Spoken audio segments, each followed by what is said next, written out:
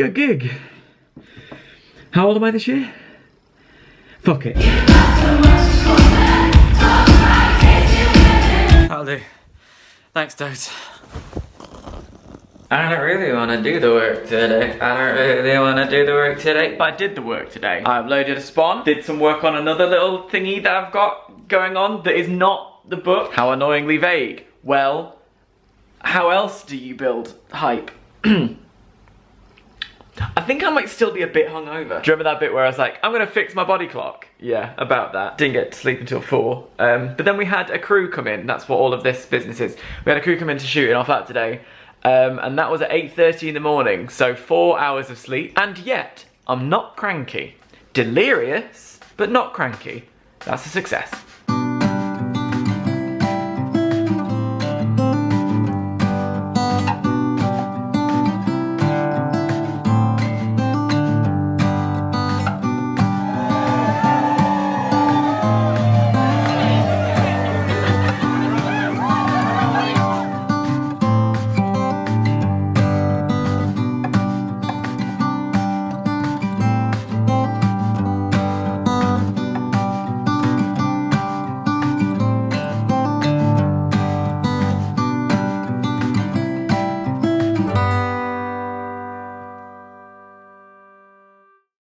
What a lovely day, and a lovely wedding, and a lovely couple. It was very sweet to see that. I haven't been to many weddings. When Amy got married, I was slap bang in the middle of doing my uni work, so I couldn't get away. And then the rest of us are all media elites, so none of us are like settling down or anything. So that was very nice to be a part of, and I'm very grateful that they had me involved in their day. Now it's just a little walk along the promenade by the beach. this glorious sunny beach. Ah, England. A few people are staying for an extra day to have like a full break, but I have to go home because I have some responsibilities. Those responsibilities are WrestleMania. WrestleMania is a very important night to me. Up there with the Oscars, and Christmas Day is probably my favourite day of the year. My first one was WrestleMania X7. That was 2001. I was 11. There's my age. If you were born after 2001, oh. Cut to 2005, WrestleMania 21. That was the first year I watched it live. I stayed up all night. It was great. And I have done that every year since. So at this point, I know what I'm doing when it comes to WrestleMania. There are a few things to make it through the night that you need to know. First of all, it's a long show. It was always 4 hours, the longest pay-per-view. It's since been moved to 5, so you want to be comfortable. Bam, there you go, comfy clothes, Triple H t-shirt, pajamas. Secondly, you want to make sure you're properly nourished so that the energy is good. I would suggest having a carbohydrate meal. You want to have had a nap during the day. Sometimes I like to have a bath so I'm optimum relaxed and I'm feeling nice and fresh. Now my arm is hurting, so I'm going to put this down and start watching. But hopefully this has given you quite the Jesus Christ, that hurts.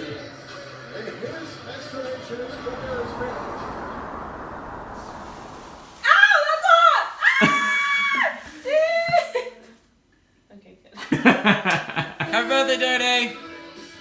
Happy birthday! I'll be there. Look what I did! I'm making a lunch friend! This is your birthday gift from me to you. Thank you, wait. I did it at the wrong time, but it's a work in progress. In a fun development, Cineworld have refurbished their Leicester Square cinema and they're hosting the Rampage premiere tonight. They've asked me to come along and be the face of their coverage for their blog. I get to stand near The Rock. As a job. Happy birthday, dear Dodie. Happy birthday to you.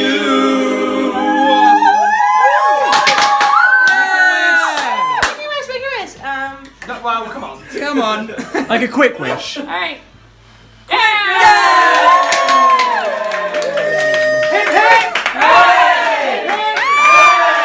Look, that's me. I did that.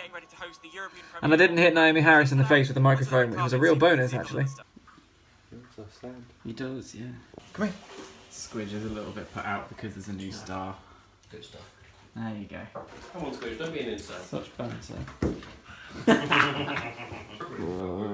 Oh, but I sleep. Like, you got to the point where I was saying over people. I was like, Kill me. Kill me now. What are we doing? we're going to bake with Layton. In a frying pan?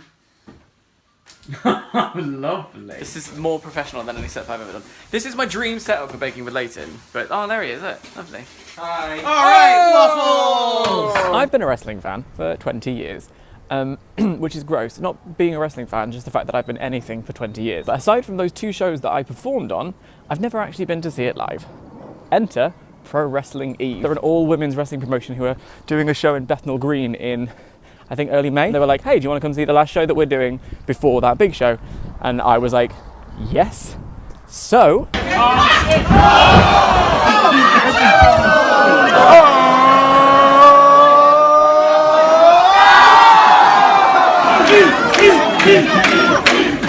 I loved that. I had such a good time last night. I dragged Jacob along and he did too. It was such an interesting crowd to be a part of because the whole point of Eve is to celebrate women, and their entire ethos is it doesn't matter who you are, how you identify, what sexuality you are, what your ethnicity is, you're welcome here and we support each other and we lift each other up and we have fun while we're doing it. I loved it. I loved that. Wrestling has been really toxic masculinity central in the past, so it's nice to see that there is a whole wave of people affecting positive change in that industry. It was one of my first real passions and I still think about it as a career option. Like, I don't think I could be WWE champion, but I could be a manager, I could be Paul Heyman, or writing it. Like, I come up with storylines in my head anyway. Might as well see if I could pursue that as a job. I should probably focus on like the book I'm writing and the acting career I've wanted my whole life, but it's nice to know that I have strong passions that I could fall back on. It would mean moving to Connecticut, and it's as cold there as it is here. If I'm going to move that far, I want some sun. I'd be happy with a bit of sun here. Come on, London. I believe in you. You can do it. Go forward. Move ahead. Not too distracted. It's not too late. Oh god. Come on, shake it up.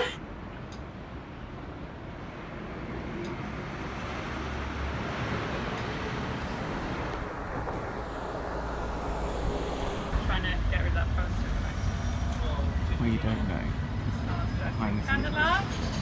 Dodie has taken Hazel's ice cream because it is full. I'm a little bit very bloody nervous because my store goes live tomorrow. I spent the past weeks doing logistics. Yesterday I had a spreadsheet up and I was doing every possible combination of products and shipping and different countries and PayPal or credit card and all that bollocks. Because there are so many things to consider and I want to make sure that it's valuable for me, obviously, because that's the whole point, but also not taking the piss, you know? And it's ready now. It's ready. I've counted all the posters that I already have, set my pre-order campaign, I've planned everything out. It's just doing it now. I feel really nervous about it. What if it all goes, what if no one wants anything? What if it's just like, hey, it's open now, and then nothing? I'm not sure, but I hope in a couple of days' time I'll be excited because the ball will be rolling, it'll be underway, it'll be happening. But right now, I'm bricking it.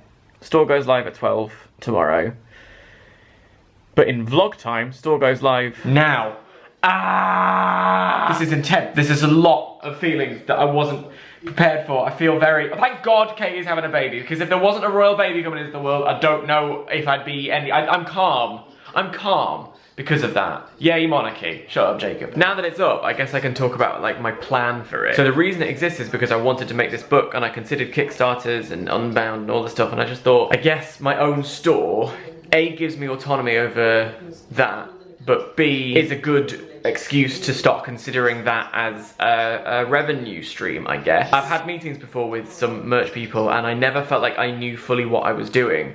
So this is a great opportunity for me to sort of do a bit of learning. My plan for it going forward is that I like the idea of it being a rolling pop-up store. So for now, Baking with Layton, the book, get that made. And then once we're ready for that to be made, I think I might bring the store down for a minute and then refresh, come up with a new line of t-shirts or posters or whatever and put that back up. Have a little burst of that, take it back down, and then when we're ready, so just so that it's not like stale, just so that it's exciting for everyone. That's something I'm going to use my Patreon for. I'm going to get their advice and take counsel from people who know, because it's easy to sort of get in your own head and forget what people think. It's been really useful that I've had Afori around. Afori is my friend from uni, and he is basically my market research, because while he, you know, knows me and thus knows YouTube, and he was there when it was all kicking off back in 2009, 2010, he also sees it from a sort of outsider's perspective, so he's able to give me some really valuable insight. I just want to take this proper seriously and do a good job and make things that people enjoy and like, and eventually I'll have my own range of scented candles like Zoella and it'll be great. Look who it is!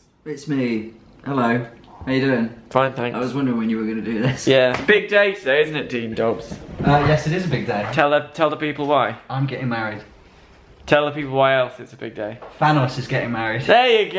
Thanos is getting married. Infinity wedding. He's got his gloves. He's got his gloves though, special gemmy glove. What if he's coming to Earth though? Because he's only got one glove. What if he's coming to Earth to see if anyone knows where his other glove is? Or he's left his other glove. It's a spare. No, I think he's coming down to find his true love.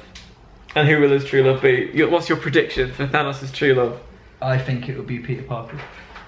That's a bit weird. He's from an alien planet. Is it okay there? Is It might be. Let's find out. Let's find out. Are you excited for this film? Who do you think is going to die? Thank you. Probably the cop, but I think 2 people will. Who do you think is going to die? No, excuse me, I'm vlogging, thank you. We're joined by a special guest, Flo. Anthony! How excited are you for this film? Do you think anyone's going to die? Yes! And who's that going to be? Everyone but Anthony! 3, 2, 1, go! Look at that! 3, 2, 1, go! God damn! Pretty even Stevens. It is pretty even Stevens. Oh, come on! There's so much at stake. So much tension now! Fucking hell. It like came, it like wavered. Post-match interview, how do you feel? My abs hurt. Your abs. I was like, I was really having to like do my abs. There's a bit of power cut in our building. In fact, there's a bit of power cut in the whole surrounding area. It happened while I was peeing. Everything was fine, everything was happy. There I was doing my business, then suddenly it was dark. I guess I'll just watch a DVD. Oh no, wait, it's the power that's down, not the internet. Well, I guess I'll just play some, oh no, wait, all of my music is in the cloud. I'll just play it off my phone then. All the stuff that I've downloaded. And, clean. This must have been what it was like in Victorian times. We just went to see the Guernsey Potato film. Neither of us know the full title. No, I don't even think the filmmakers know the full title. What did you think? I really liked it. It made me want to go into the countryside, but also be glamorous and live in London. You can't have both. I know. Well, she The film, well, she did for a bit and then she chose one. Alright. No spoilers. What did you think, Dan? I liked it, There you go. although it was ruined by one of the worst screen kisses I've ever seen in my life. They repeatedly missed each other's mouths. You know when dogs can't catch food? But It was that, Yeah. 2 of them.